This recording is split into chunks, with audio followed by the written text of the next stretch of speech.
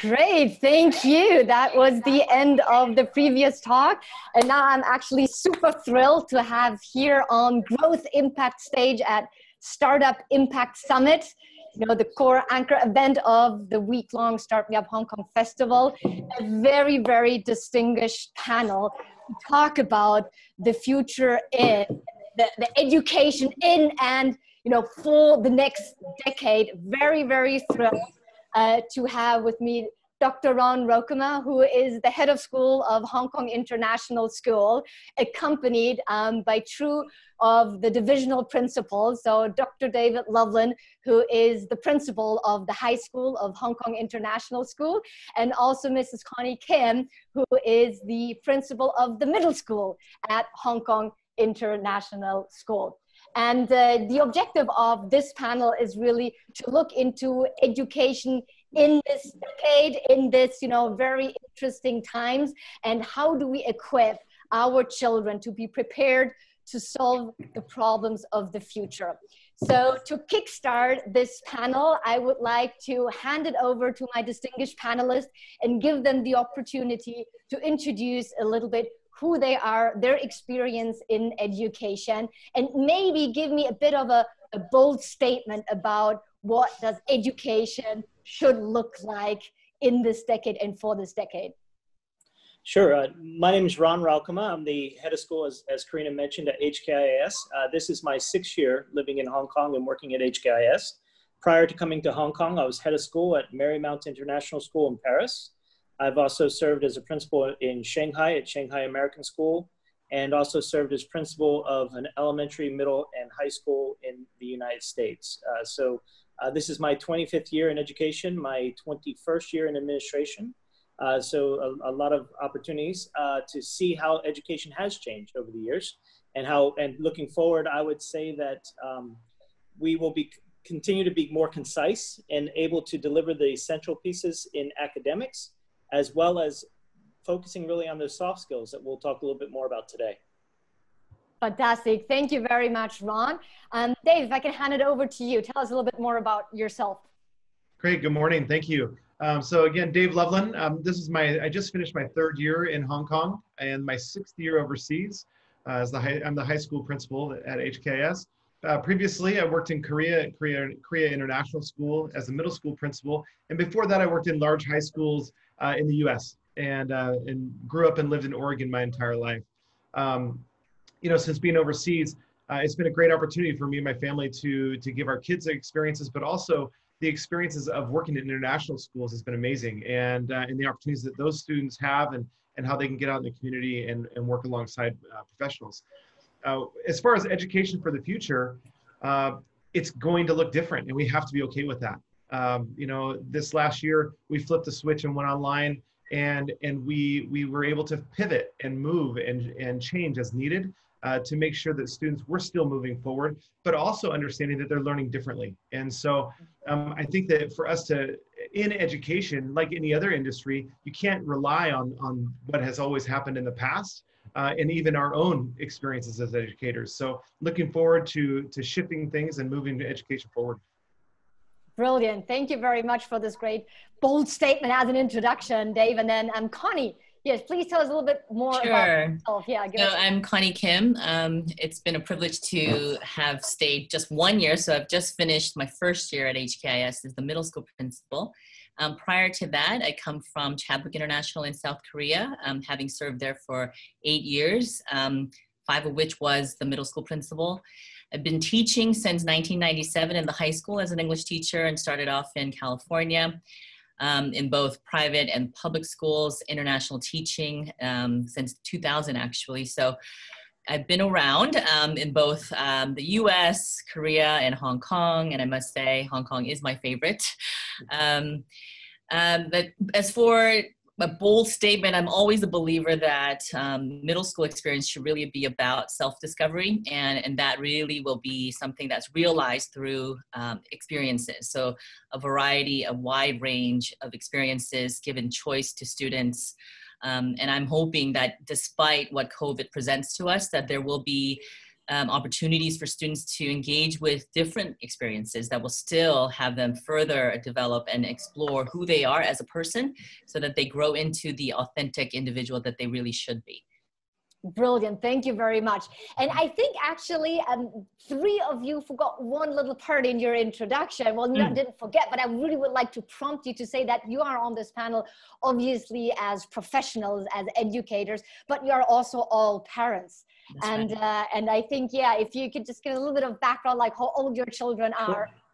Sure. I have 3 children, all attending HKIS next year. One is an 8th grader, one is a grade 1 student, and one is going to be in preschool there. So I've experienced everything up through grade 8 at this point. Fantastic, yes. And Dave? And for me, I have 2 little girls. One is moving into 5th grade and one is moving into 3rd grade. And my wife works at the high school as a nurse. And for me, I have 2 wonderful young men. The oldest is in college, his first year. His first freshman year was an experience for him. And we have a second son who will be a senior in high school this year. Fantastic, yes. And actually, Dave, our daughters, they were in the same class, so I'll have to make a little bit of a disclaimer here as well. I'm very personally interested on this talk because I have 3 girls going to HKIS, and I think that was also really the reason for me to become so involved at the school. And I think, yeah, the disclaimer is, being active in the school, I'm kind of like, trying to be the moderator of this panel, and at the same time also really advocate for the wonderful experience and academic and also total child development that HK is providing for our children. So with that, let me go directly into what overall the mission statement is that HKIS has declared in terms of preparing our children really for the future. And the mission statement says that we're dedicating our minds to inquiry, our hearts to compassion, and our lives to service and global understanding. It is an American style education, but also grounded really internationally in the Christian faith, respecting the spiritual lives of all. And the vision, and that is kind of like a really long introduction to my question, right? But the vision is really to be a leading place of learning that inspires a socially engaged community of collaborative, creative, and resilient learners. And so here the question, Ron, maybe from an entire, K1 to 12 educational understanding and philosophy, how do we make sure that our children will be creative, collaborative, and resilient? Well, I think a lot of that comes back to even what Connie was talking about in terms of voice and having advocacy, being able to make sure that they're making choices towards what they are interested in and engaging them in real world, authentic situations for them to solve problems that they're facing, but also problems that they may face in later life. Through COVID, I've seen different activities that classes have engaged in, whether it's 4th grade units where they're working on what happens when a power plant shuts down, what happened around the power plant and how do they get it back online? Why is it important to have that type of learning happening? Also, all the way through statistics in high school, where I saw a classroom with the teacher giving an authentic lesson around having students solve collectively together as a group, not in competition with other groups, but using data that they're interested in, exemplifying what's happening with the COVID situation and how they may solve that problem. So I think there's a lot of collaboration that goes in that. And then also just being creative and helping them think beyond, the standard math problem and standard literature review. And also, of course, through resilience and knowing that children are going to come up with the wrong answer, and that's okay. But when they do that, how do we get them back on their feet to move it forward? So I think as our school, we focus a lot on building those softer skills and helping them develop their core values, what we call them our core values of collaboration, creativity, and resilience. Absolutely. And I would really like to zoom in a little bit, into the curriculum or even, the classroom. And if you can also talk a little bit about, the primary, so lower primary and upper primary, the first years. And something that Dave said really resonated with me, where we say, learning in school has to look differently from what we were used to. So again, that whole concept of learning through play is something that, I came across, thanks to the philosophy at HKIS. Well, what does that mean? What does learning through play mean?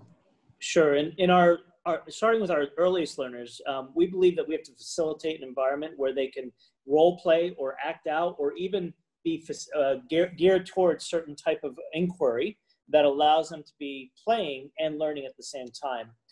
That's something that we continue all the way through the school. It's not just for our youngest learners, but for example, in our learning for social studies in our younger students, we had them dress up and role play the different roles in community, whether it's a firefighter, a police officer, or a mom or a dad. What does that look like? We also ask our earliest learners, what are you interested in? What do you know about a big topic like extinction? They may be playing with dinosaurs in the classroom. We purposely seed the classroom with things that are extinct so that they start to ask questions about why don't we see these in our natural environment? Where are they now? What has happened to these animals? What other animals do we know may have disappeared? We'll use literature to kind of introduce stories about pink dolphins or about, dodo birds, things that are no longer here or on the verge of extinction. As a parent experiencing that, as well as an educator, I saw my children develop this idea that, there is a requirement for us all to be socially aware, for us all to be able to take action. And even at the youngest age of 3rd, 4th, and 5th grade, those students are beginning to develop a non-governmental organization or NGO approach to how they can solve these larger problems in life. And I think that's a big piece of both math, science, history, as well as writing as they develop their campaigns, they work through the scenarios. And this isn't just a one-off experience. It's something that we build purposely from kindergarten all the way through high school as an articulated curriculum. Right, absolutely. And really that holistic approach, right, where learning happens also outside of the classroom. I mean, of course, at home, and it's great how parents are, involved and invited to be involved. But even, during recess, so the first time when my kid came on, it's like, what is your favorite subject? And she says it's recess. And then I was starting to get a little bit worried, like, Clarice, is that really a subject? And learning that also, unstructured play is part of the overall experience, right? Right, Karena. And I think that's where we talk about guided play. And I think a lot of people confuse free play with guided play. Whereas when we're talking about guided play, we're actually giving them the tools and accessories to help guide them in a direction that they're going to start to ask questions. And that guided inquiry then develops into things that they're passionate about that you start to see in the middle and high school. Absolutely. Thank you. Now moving on, so to secondary, right? So Connie, middle school, and I had 2 middle schoolers. So my oldest one is graduating. Actually, Dave is coming over to your division soon. But we all know, parents of teenagers, middle schoolers, it's a very, very special time. Mm-hmm. And what you're saying is really that social, emotional aspect of, the school and learning is super important. Elaborate, please, a little bit for our audience. For sure. Social emotional learning is something that has to be intentionally taught so that our students gain the skills necessary to navigate a very complex set of years that's going to see themselves propel and grow exponentially in not only physically, but socially, emotionally, and in their character. So in the middle school, we really espouse this philosophy of SEL, social emotional learning, that should be pervasive in and outside of the curriculum, what they do in the classrooms, as well as what happens in the lunchrooms, in the elective classes. Anything that they explore, as I mentioned earlier, really has a lot to do with building their social emotional skills. So middle school is really dedicated to establishing a relationship-centered community focused on character development while promoting a culture of respect and kindness. It is all about nurturing the individual, fostering awareness of oneself and others and the environment. So it can be really divided into 5 focus areas of self-management, self-awareness, responsible decision-making, relationship skills, and social awareness. So all of these things are in fact really methodically and intentionally built into their advisory experience, which is the pastoral care group that we have. It is our focus. They meet as a pastoral group, care group each day, each and every day. There is a focus to one of these 5 areas that has been mapped out for their experience for the year. So we're really proud of the fact that we continue to focus on a child's development that is all about their social emotional wellness in the middle school. Right. And I think that's really, really special. Then again, in terms of some concrete examples. So again, if you go through a daily schedule, so there's not only math and science, but it really starts and kicks off with these PCGs, right? Pastoral care groups. Where that's right. That's right. You learn how to learn, right? I mean, you learn how to first be comfortable with yourself. That's right. Yeah. That's right. And it's been built in very systematically in order for us to dedicate a very distinctive time in the day so that a child knows that they can go to this group of just made up of 10 to 12 of their peers with a dedicated leader, a teacher who really helps facilitate the growth and learning in this area.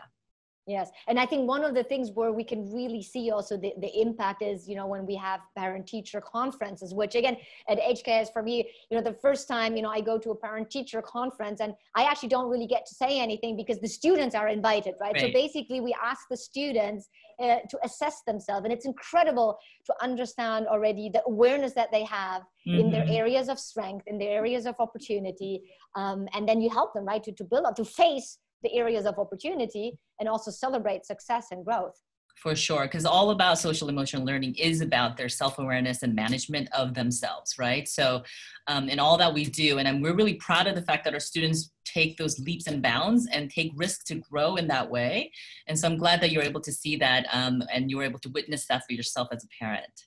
Yeah, fantastic. Now, David, so Celeste is ready to start high school. And what we hear is, you know, high school now, you do shift gear a little bit more, right, towards academic success for sure. But tell us again, how does that concretely translate into your curriculum? You know, I think one of the biggest things is that building off of from the middle school is really what you guys were talking about, is an ownership of education. And we need our students by the time they move out of high school to understand that the education is theirs. It's not their parents, it's not their uncles, it is their education. And so when they're meeting with a teacher, it's because they need to meet with the teacher. And yes, we definitely support them along the way, because again, you're talking about 14, 15, 16-year-olds, right? And so you still need to guide that process, but having them own what happens to them is really important. You know, and some of the keys to high school is also dabbling and trying new things out. And we don't want a 14-year-old to have to decide what their career path is going to be that day. We want them to try different things. And you don't want to find out that when you're 25 that your passion is something totally different that you never had a chance to try out. And so for us, it's trying to make sure that we offer a wide range of courses and experiences for students so that they can try to figure out what their niche is and what it is that they are passionate about. Because we know that when kids are passionate about something, they put everything into it. And they work really hard that way. And then we make sure that we have the supports for them to be able to try things out, fail. It's okay, fail forward, you know, is the term that we want to talk about a lot. Is it's good to fail as long as you're moving forward from that, right? And you're learning from that. And so as a system, we have those things in place. You know, and also similar to the middle schools, that we've built in areas to help support this happen. You know, we have homerooms that meet twice a week. But we also have office hours where students come in and work with their peers. They work with teachers. And so they really do have the opportunity to take ownership of their education and move things forward. Yeah, absolutely. And we'll talk a little bit later about, you know, actually the similarities with this, you know, instilling growth mindset and the entrepreneurial spirit, right? On taking failure just as one type of feedback, negative, not fun, but it's just feedback, right? So move on. I think one of the other things that is really impressive when you say you ask students to take ownership, it really comes to the point that at HKS high schoolers, they do design their own courses and classes, right? Yeah. Yeah, so within some of our programs, so especially like our visual arts design technology. So in many high schools around the world, those are all separate departments. At the high school, we merged those together. And then we meet with our students to talk about what are areas that they want to focus on. A class that came up was street art. So they wanted to look at graffiti and sculpture. And so we created street art and a course based on what student interest was. We still are teaching the core competencies of art and design, but it's through mediums that they want to do and that they want to be a part of. And so we offer over 40 courses in that department, but they shift and change each year based on what students are interested in. And we're also able to merge courses together based on student interests. And so for us, student voice is critical in the high school. We have students that serve on all of our committees. They're on our heads of department with our teachers. And so they have true say in our school of moving it forward because they are part of that school for 4 years, but then they also leave a legacy for those that come after them. Yeah, absolutely. I can testify that. I was, part of 1 or 2 excos really where the students are leading it a lot. I mean, it's always inspirational for parents to see how ready they are. But one more thing, again, it's not only about in the classroom and pure academics. So one strong focus of HKS is really, building community spirit and making sure that our children become global citizens, really also with the mission and dedication to community. And tell us a little bit about all, the activities around school where our children get involved in social service. Sure, we offer tons of service clubs. We have one program called Service on Saturdays, where almost every Saturday we have students out in our local community working in Hong Kong in a wide range of areas, whether it's teaching a skill, whether it's serving in a food bank. So there's a lot of different areas that our students reach out to, and those are things that they do on a regular basis. For us, it's about the regular commitment and not always the one-offs. And yes, it's good to go and experience a different culture somewhere else, but those happen for a week at a time. What we want is we want students to understand that we're in a unique place and we have lots to give, and it's important to make sure that we're giving back all the time because we have everything, right? We have things that we can give. And so making sure that we focus on that and the students reach out and do that as part of our curriculum. So it's embedded in our curriculum, but it's also extra. So students are able to build their own clubs. If they find an organization that they're passionate about, they can start their own club. They can bring on students that are passionate about that. We'll put a faculty advisor with it, but those are student-run clubs. Our faculty advisor is just there to make sure that it's structured, that they're meeting, and that they're following what they say they're going to do. We also have our interim where students go for a week and experience different cultures. But I think one of the really cool things about our school is that we teach about all faiths. And so when you talk about being a global citizen, faith is an important part of that. And understanding religion of people all over the world, it helps bring people together. It bridges gaps. And I think that's a piece that makes our school pretty unique. Absolutely. Thank you. So this was a little bit, the part of, education for the next decade. Again, for our children, we want them to be collaborative and creative and resilient. Now let's talk about, educating children in this decade in a very special situation. COVID, everybody has to go online. And arguably, I say, you don't learn resilience in a textbook. So arguably, nothing better than a good crisis to showcase and role model resilience. But Ron, as a head of school, what did that really mean for you? How did you transition to this total new world of online learning, and how do you bring a curriculum across that is so much about social engaging and meeting people really face to face?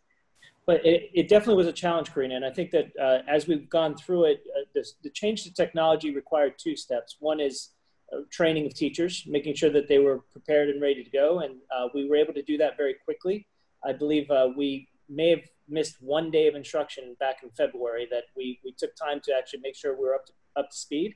But it also changed the way we teach. And this is going back to my prediction from the beginning, where we had to become a lot more concise. People don't have the patience virtually to listen for long periods of time and to be told information, which even though in education we've moved away from that, it was a slow move. And I think this sped us up to a point where we ask a lot of questions. We ask people to really put themselves in that situation of what is essential, what do we need them to know? And then we were able to move away completely from the lecture aspects of education. Additionally, I think the other benefit that we were able to do in the social emotional realm is we're still able to play and have opportunities online. In the lower and upper school, they did assemblies with the kids, where the teachers led the assemblies, and you'd have 200 students on Zoom at the same time, because that's how many children we have in grade level. And they would actually work through those different activities, whether it was a gym day where they're all tasked with some kind of funny dance or some type of activity in their own homes, in their own areas. Also photo competitions and art and bringing it to real life, so that throughout the time period in our lower school, we were able to capture a lot of those social pieces. I'll let Dave and Connie talk a little bit more about the middle and high school aspects, but I think it's important to, COVID did shake the educational world. It also, I think, raised the level of understanding that education is a lot more than just getting schooling. We do a lot of the social development that parents, when they're faced with their own children, find it complicated. So I think that we continue to offer parenting talks with our how to parent, both in the age of COVID, but just in the age of education. Those were done by our psychologists as well as our school counselors. Our learning support teachers did one-on-one lessons to help develop learning strategies for parents to use with their kids. I think that's another aspect that it really developing different ways to connect with community, whether it was in instructional ways or just in how to assist ways. So those are the things that I think were the major takeaways on the school-wide, global, as well as a little bit of lower and upper primary takeaways. Right. I mean, before I move on to Connie and Dave, actually, one more thing is, you talked about engagement, right? And I have to say, I mean, impressing having, a kid in lower primary. I mean, the teachers did a tremendous job, right? Unsung heroes, they created videos to keep children engaged. I always say if there would be an Oscar for the best, online video shot by a teacher, I'm sure you would rank, top 10 in them. But it had also, talk the parent aspect, raised a lot of questions for parents. We were telling our children, screen is bad, get off the computer. Now we're telling our youngest children, be behind the computer, be on your iPads. I mean, what are kind of like the longer term consequences of that, or how do you make the difference? Well, I think in our situation, we tried very hard to keep the younger children off the computers. We did that through communications with parents in terms, especially the lower ones. Our 4, 5, 6, 7, 8-year-olds don't really have the capacity to sit for long periods of time looking at a screen unless it's entertaining. So we did short videos to try to develop an interest. We gave tasks for them to perform outside of the technology. And I think that helped to develop those needed understandings of the content that we're looking for. We also asked people to put pen to paper. We said, please have the children fill out or complete this information, whether it's writing a story. I know that in our R2 classes, which is kindergarten, and all the way through grade 2, they were writing stories, and then they had to share those stories virtually, but they wrote them and illustrated them as they would normally in class. We did as much a small group as possible, but again, only 15, 20-minute time frame, all the way up through probably grade 3. As you got into the upper primary, into 3 through 5, a little bit more time spent with them developing this concept of class. So they would do their morning meetings still together in community, but they would also then have some assignments and probably spent an hour to an hour and a half of instructional time.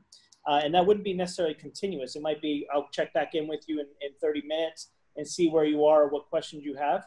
And as you get into secondary, I know they'll talk more about their work with time management and making sure kids weren't just consumed the whole time, 5 days a week, 8 hours a day on the technology. Right. So still keeping, again, that clear separation between, there's good screen time and bad screen time. Absolutely. Connie, so yes, again, social emotional well-being over the internet, over Zoom. Right. Is that possible? It really, we wanted to make sure that there was time for socialization, that it's really important to stay connected. One of the things that we were able to glean from the feedback from our students is that they felt less and less connected, albeit that they were online in Zoom classes live with their classmates. And so we made it a point to make sure that there is embedded into their daily schedule, which was similar. We wanted to keep as much of what we would do normally at home as we would otherwise on campus. So But what we intentionally did was to put in there and slotted in socialization blocks, which were basically our club blocks that would still run. That would be facilitated not only by our dedicated teachers, but also if students had ideas that they would like to rally their peers around, albeit a cause or a service or an activity that they can. We did have designated device-free lunch hours that we wanted to make sure that students really respect. We had alternating extended times on a Wednesday. We entitled that as Wellbeing Wednesdays. That would have PCG community where we would have house sessions, and also just making sure that they feel a part of a group, because I think it was the isolation that was and it was the period, the extended period of feeling isolated that was impactful to our students. As you know, and you've had middle school girls, I mean, they really thrive on the social connections. And so we wanted to make sure that there is activities out there that we can encourage our students to engage with, even if it's on screen or online, that it is something that there is connectedness that they derive from that. So it was really crucial that they make sure that teachers are also part of their social connection. So the PCG connection was very close. Many of our core teachers were also checking in very, very closely, you know, on a regular basis, so that students are not feeling that there isn't anyone to connect with.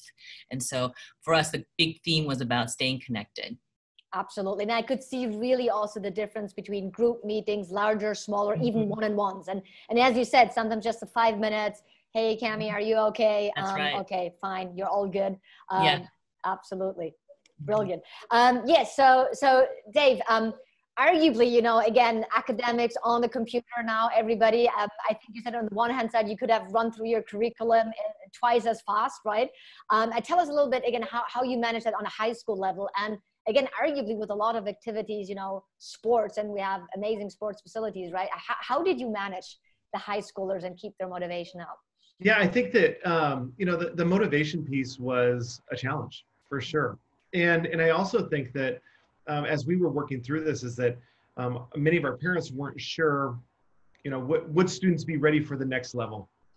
And we were consistently working with our teachers, and our teachers kept coming back to me saying, the content's not the issue at all. You know, we're getting through it. The students are doing it. We had a daily attendance rate of over 90% every day of students online with us. And so, so the issue wasn't students getting through all of that. It was then making sure that how do we bring back school as a community? How do we bring people back where it feels good?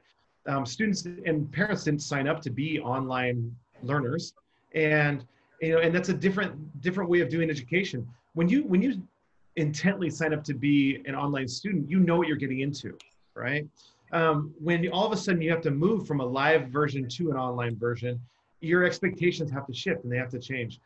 You know, I think one of the things that really directed some of the work for us is that as a school, about every 7 to 10 days, we did surveys with students and with parents.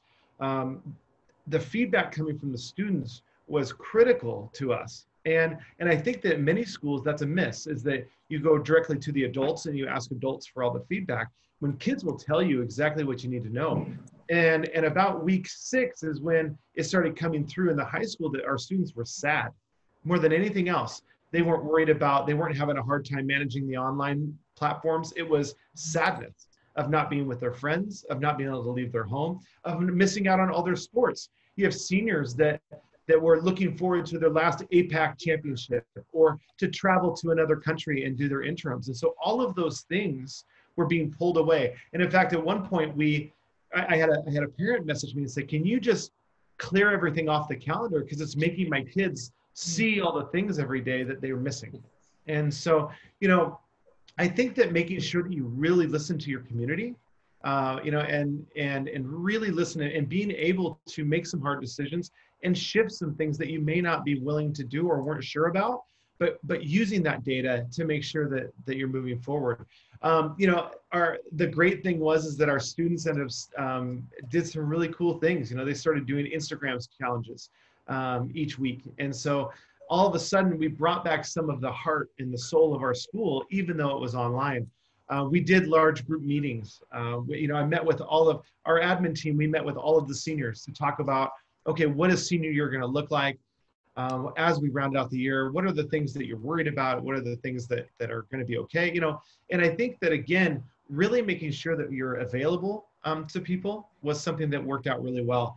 I think another thing that really helped us forward is that we opened up just Zoom sessions where students could come in and meet with administrators and teachers as needed.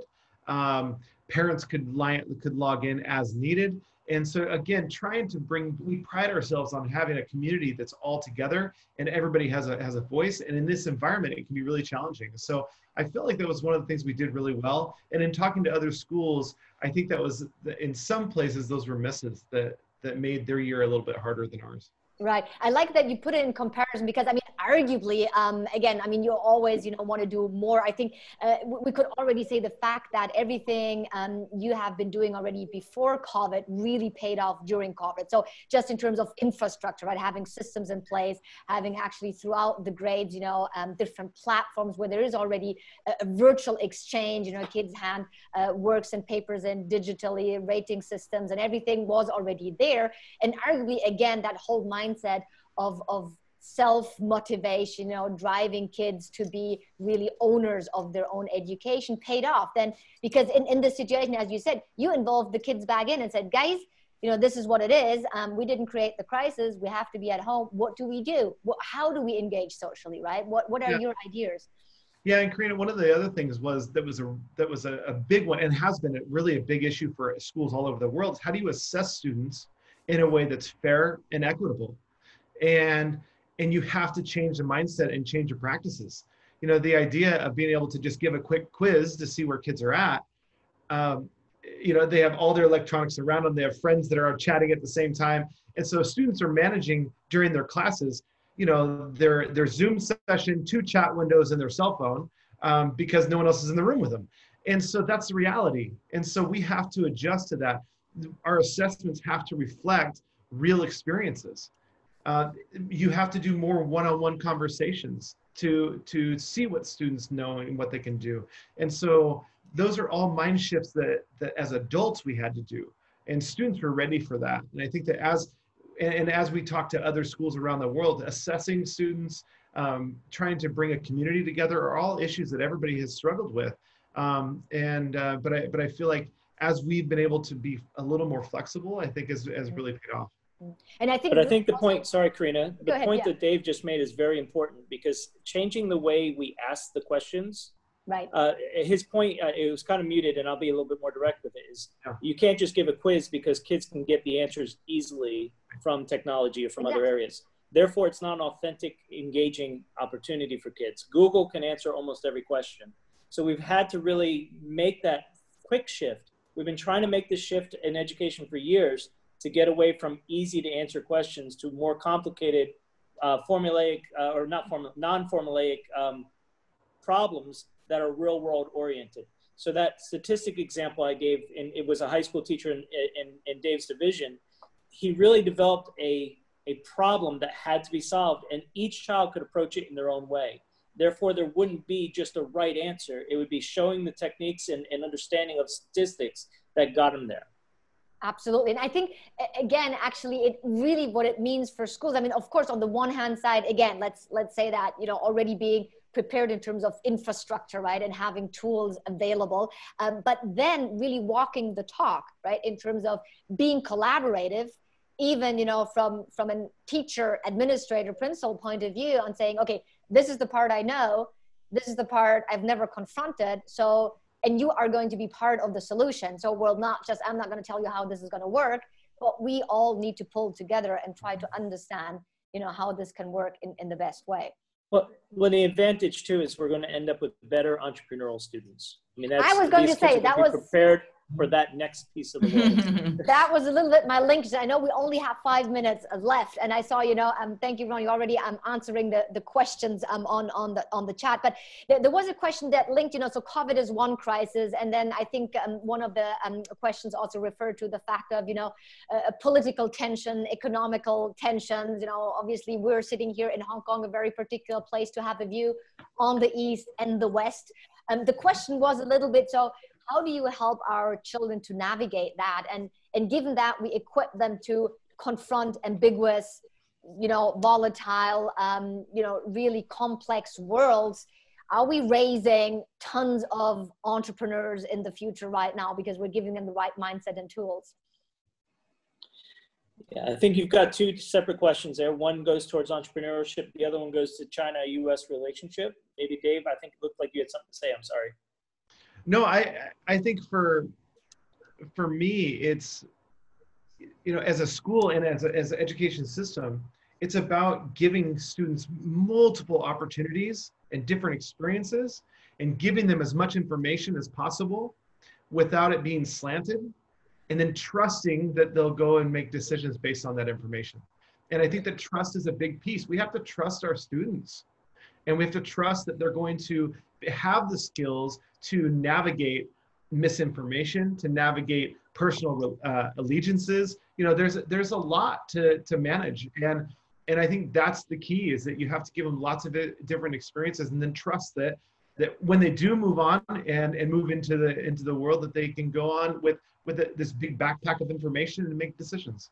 Yeah, and I think adding to that, it's really about, as in the middle school for sure, is to really discover yourself, and in so doing, the outcome is a sense of empowerment, and so that you yourself will have that empowered voice to have your own opinion about things, your perspective, albeit you will have a wider scope of what's happening in the world, because we will provide that for you. But in the end, I hope that our students will emerge from what they're seeing around the world, with having a very level sense of things, objectivity, open-mindedness, and from that they can be as creative as possible, with the sense that they are empowered to be as creative and resilient as they can be.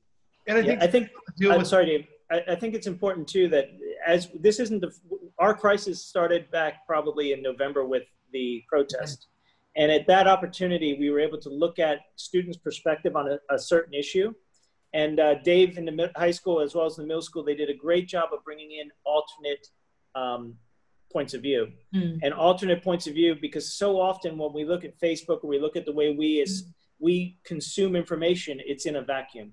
We choose our friends, we have our favorite newspapers that we go to, we look at the same TV shows. So we're getting information from a vacuum, but it's important to be able to expose the students to both sides of an argument so that they can make a decision for themselves.